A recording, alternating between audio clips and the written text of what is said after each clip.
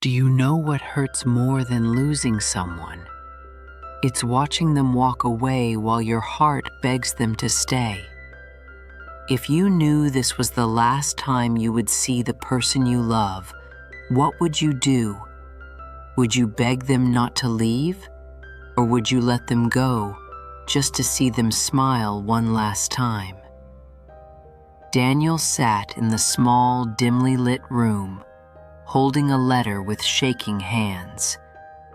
The paper was wrinkled, as if it had been folded and unfolded 100 times.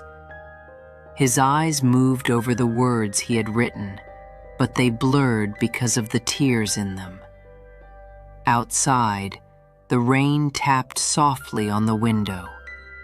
The smell of wet earth filled the air, mixing with the faint scent of her perfume that still clung to the scarf lying on the chair. He pressed the letter to his lips and closed his eyes. "I hope you find happiness, even if it's without me," he whispered to the empty room. The sound of a train passing in the distance made his chest ache. Soon, she would be on that train, leaving the city, leaving him. And he knew she was never coming back. He met her on a rainy evening 2 years ago. Daniel was working double shifts at a small roadside cafe. He was 25, tired most of the time, and barely earning enough to pay rent for his tiny one-room apartment. His clothes were always clean but worn, and his shoes had small cracks that let in water when it rained. That night, the cafe was almost empty. The rain outside was heavy, the kind that blurred the streetlights into soft golden halos. He was wiping down a table when the door opened, and she stepped inside. She was wearing a cream-colored coat, her hair damp from the rain, and her eyes were the kind you couldn't look away from. "Is it okay if I sit here?" she asked, her voice gentle yet clear. He nodded, trying not to stare. "Of course. What would you like?" She smiled faintly, looking at the menu but not really reading it. "Something warm, maybe coffee." As he brought her the steaming cup, he noticed the small details. The way she wrapped her hands around the mug like she was trying to hold on to the warmth. The way her eyes drifted to the window, as if she was lost somewhere far away. They didn't talk much that night, just small, polite exchanges. But when she left, she forgot her umbrella. Daniel ran outside into the rain, calling after her. "You forgot this," he said, holding it out. She laughed softly, the sound light and fragile. "Then maybe I should come back for it tomorrow." And she did. Her name was Isabella. She was 23, from a wealthy family that owned a chain of hotels. But unlike the glittering world she was born into, Isabella's life felt empty. She had people around her all the time, yet she often felt alone. Her parents had plans for her, the kind that didn't leave room for her dreams. She smiled at the right people, went to the right places, but inside, she longed for something real. And Daniel was real. They started talking whenever she came to the cafe. At first, it was just friendly conversation about the rain, about books, about how the coffee tasted better on cold days. But slowly, the talks grew longer. She would stay past closing time, and they would walk together under the flickering streetlights. One night, as they stood at the bus stop, she shivered in the cold. Without thinking, Daniel took off his old jacket and placed it on her shoulders. "You'll freeze," she said softly. "So will you," he replied. She looked at him for a long moment, her breath making small clouds in the air. "You're different," she whispered. They began meeting outside the cafe, little picnics in the park, walks by the river, sharing cheap street food and laughing when the sauce dripped on their hands. Daniel told her about his dreams of becoming a writer, though he never had the time or money to chase that dream. She told him about her love for painting, though her parents thought it was a waste of time. She loved the way he listened, really listened, like her words mattered. He loved the way she noticed small things, like how he tapped his fingers when he was nervous, or how he always chose the broken chair in the cafe so no one else had to sit on it. They fell in love slowly, naturally, like a song that plays in the background until you suddenly realize you know all the words. But the world they lived in was not kind. One evening, Isabella came to him with eyes red from crying. "My father found out about us," she said, her voice breaking. Daniel felt a cold heaviness in his chest. "What did he say?" She looked away. "He said I have to stop seeing you or I'll lose everything. My home, my family." Daniel wanted to tell her to run away with him, to forget everything and just be together.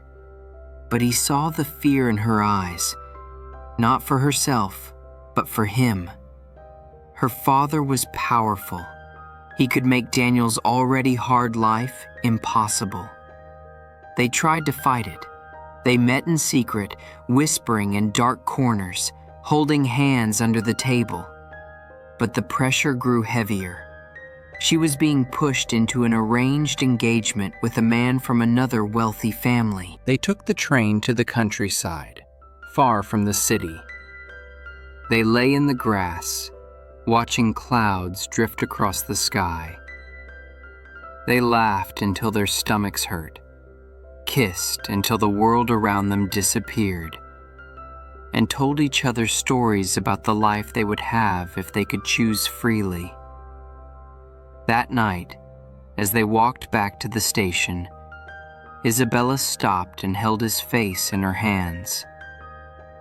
"If this is the last day we have," she said, her voice trembling, "then I want to remember it as the happiest one."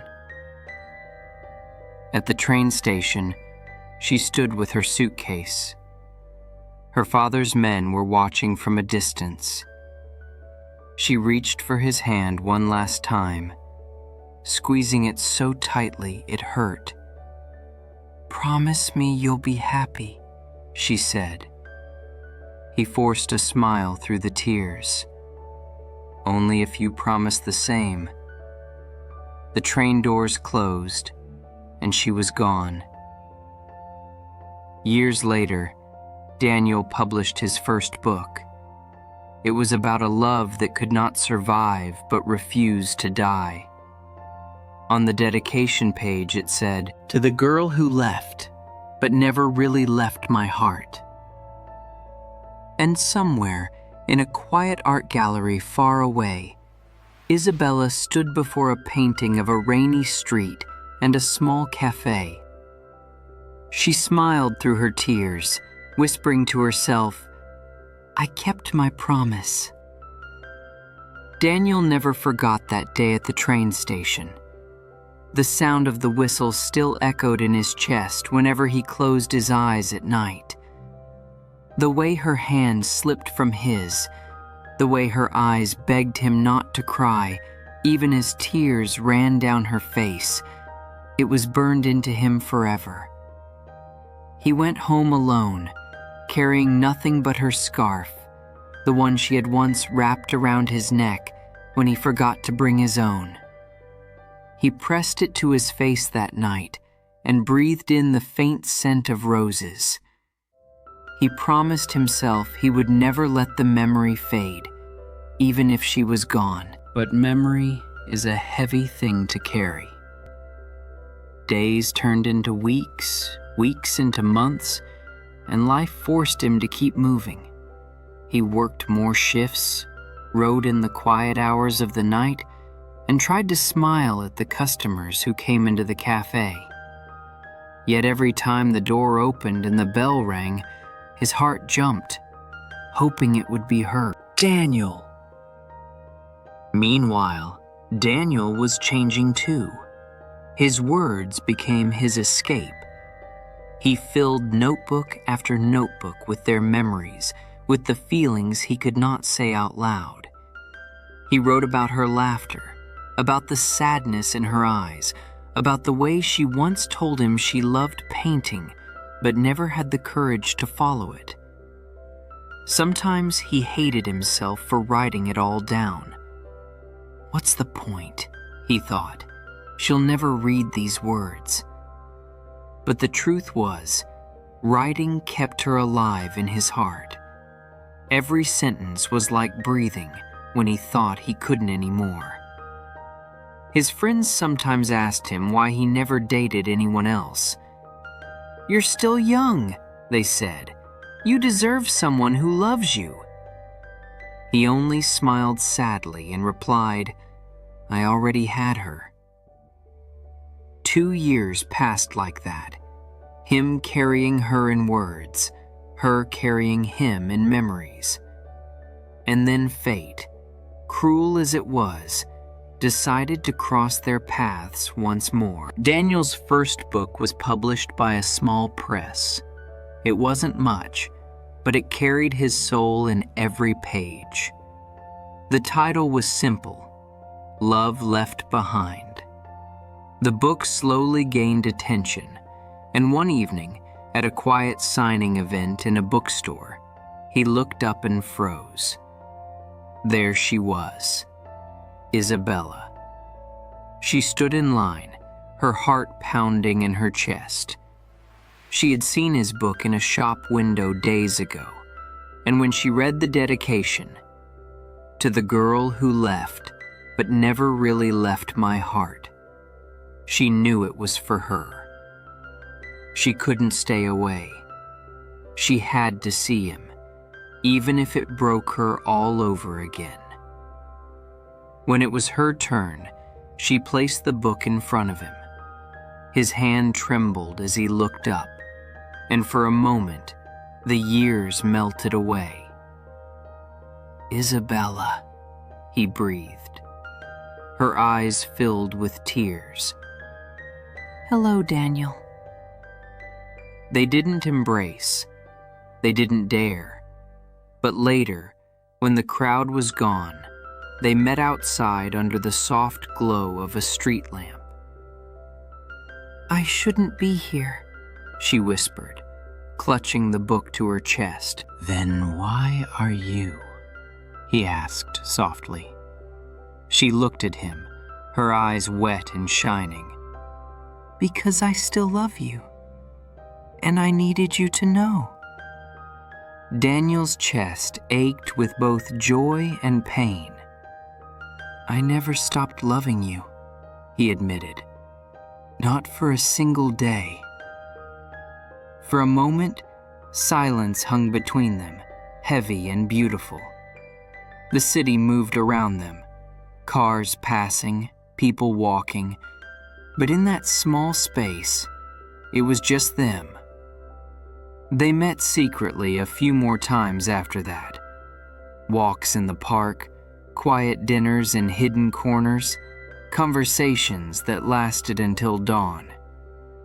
They never crossed the line of betrayal, but their hearts already belonged to each other.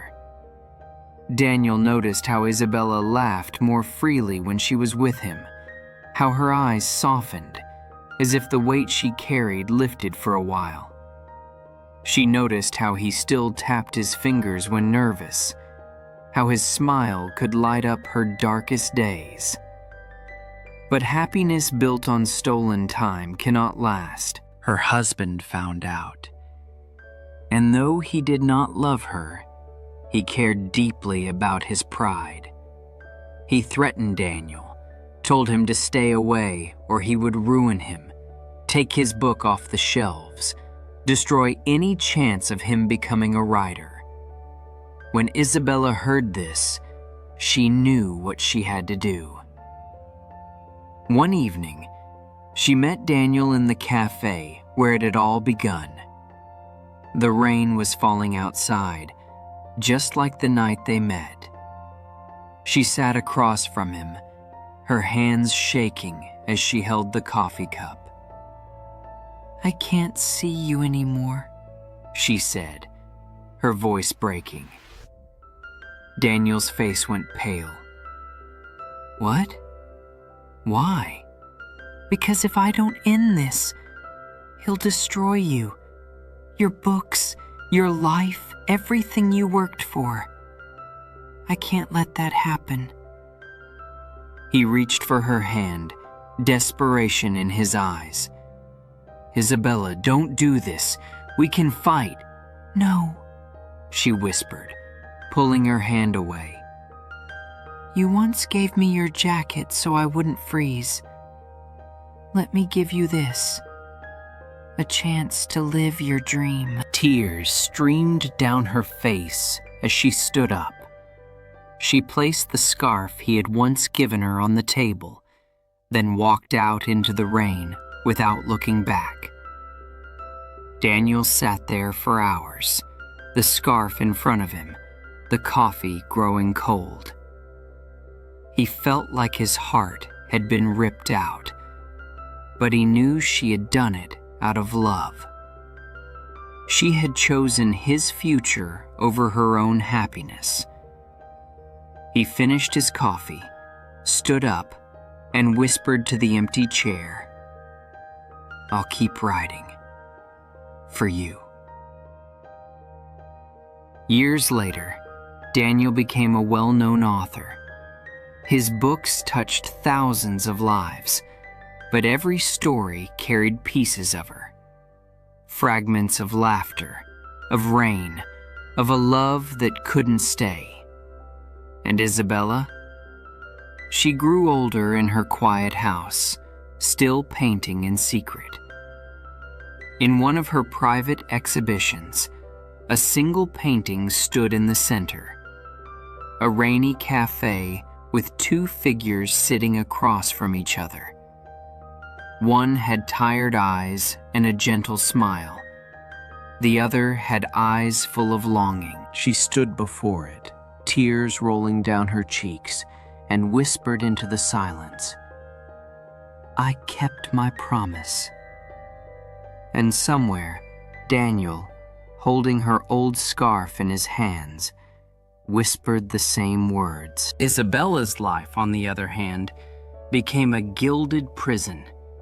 She was married off to the man her father chose, a man who wore expensive suits and spoke with confidence, but never once asked her what she dreamed of. Their house was grand, with chandeliers and marble floors, but it was cold. She walked through rooms filled with luxury, but felt more alone than ever.